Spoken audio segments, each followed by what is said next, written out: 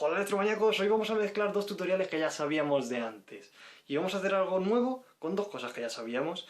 En un tutorial anterior vimos cómo podíamos usar el sensor TMP35, que es un sensor de temperatura, y justo en el tutorial anterior vimos cómo podíamos comprobar si una tarjeta microSD estaba correctamente conectada a nuestro Arduino y estaba con el formato correcto y con toda la información correcta. Así que hoy lo que vamos a hacer, os lo podéis imaginar. Vamos a coger este sensor, vamos a medir su señal, que es una temperatura al fin y al cabo. Después de hacer ese factor de conversión, os dejo por ahí el enlace para que veáis cómo se hacía ese factor de conversión para poder calcular la temperatura que nos da el sensor. Y vamos a almacenarlo en la tarjeta microSD. Sí, pero ¿cómo lo vamos a hacer? De una forma especial. Vamos a usar un formato de archivo que es un formato un tanto especial, es un formato CSV. El formato CSV es un tipo de archivo que nos permite que la información que hayamos guardado usando nuestro Arduino luego la podemos leer, por ejemplo, con un editor, con una hoja de cálculo, por ejemplo, un Excel, ¿vale? Así que con esos datos que vamos a tener en un Excel, luego, por ejemplo, podríamos graficar la información que tenemos en un gráfico, por ejemplo, temperatura frente a tiempo, y poder hacer análisis de lo que ocurre. Pero no solo nos detendremos en temperaturas, porque podremos usar cualquier sensor.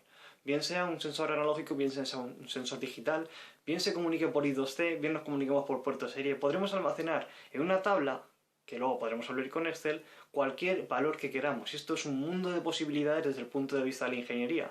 ¿Por qué? Porque podemos analizar cualquier variable con una hoja de cálculo, sin tener que estar continuamente midiendo sensores y decir, oye, pues mira, a tal hora el sensor marcaba tanto y apuntándolo. No, lo hace solo la electrónica. La electrónica está para ayudarnos. Así que vamos a ver cómo lo hacemos. Otra vez nos encontramos con un código bastante sencillo, porque si os fijáis tenemos nada más que 42 líneas. Es un código muy sencillo. Vamos a empezar por el principio, y es que incluimos la librería sd.h. No os preocupéis porque es una librería que viene con el IDE de Arduino, así que no tenéis que instalarla, pero bueno, probablemente si buscáis en Google la podréis encontrar. Lo siguiente que vamos a hacer es, como ya expliqué en el vídeo anterior, es decir que el chip select de la tarjeta microSD está en el pin 4. ¿Esto qué quiere decir? Bueno, la tarjeta microSD y nuestro Arduino se van a comunicar a través del puerto SPI. Es decir, estos cuatro cables famosos que son MISO, MOSI, SCK y chip select, CS. El chip select es el que nos va a permitir iniciar o no una comunicación. Y va a ser un puerto digital, que va a estar activado o desactivado. Entonces, ese es el pin que nos va a permitir eso, decir cuándo vamos a comunicar datos y cuándo no. En la Ethernet SIL, que es mi caso, el chip select para la tarjeta microSD está configurado físicamente por electrónica en el pin número 4. Y por tanto, habrá que respetar esto que nos dice el fabricante de la Ethernet SIL y poner aquí un 4.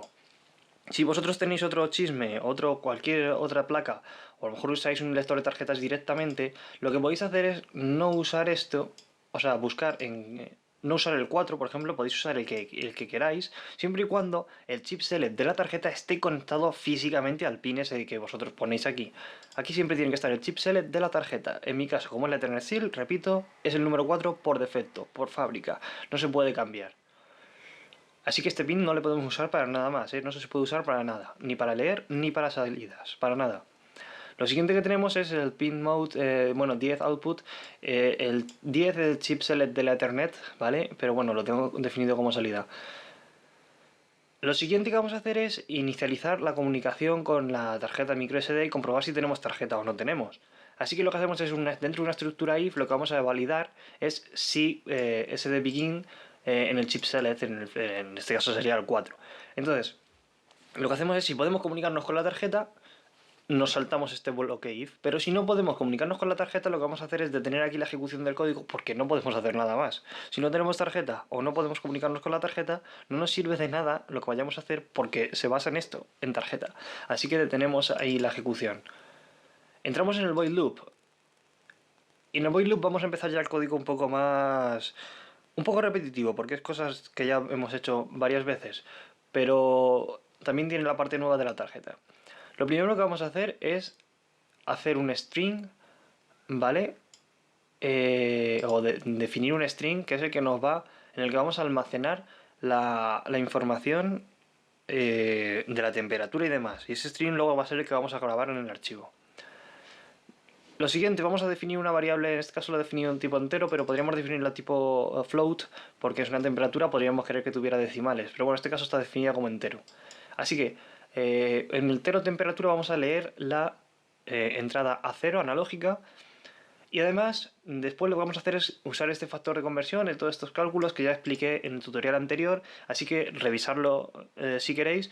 Es cómo podemos conseguir el valor de la temperatura partiendo del valor analógico. Esto sirve para los TMP35, para los sensores TMP35. Una vez que tenemos la temperatura, que ya la hemos almacenado en esta variable, lo que vamos a hacer es convertir ese valor, que es un entero, a un string, ¿vale? El string, que es el que vamos a poder almacenar en la tarjeta. Así que tenemos el data string, que es el que habíamos definido arriba, y le vamos a decir que ese data string va a ser igual a la temperatura, ¿vale? Lo que pasa es que la vamos a convertir a un string. Es decir, vamos a convertir la temperatura, que es un entero, en un string, y luego de ahí la almacenamos en data string, que es los caracteres que vamos a guardar en la tarjeta microSD. Después de eso, al string lo que vamos a hacer es añadirle un punto y coma. ¿Por qué un punto y coma?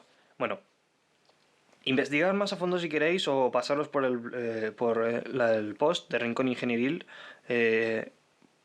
y ahí podréis ver por qué se usa el punto y coma. Los archivos CSV son archivos que se caracterizan porque nos permiten separar o organizar, crear tablas a partir de un archivo de texto. Es decir, si yo tengo una línea de texto y tengo, por ejemplo, números, y esos números están separados por puntos y comas, cada vez que llegue a un punto y coma voy a definir una nueva columna de la tabla. Es decir, yo pongo el primer número, por ejemplo, o por ejemplo un texto pongo hola mundo y luego pongo un punto y coma.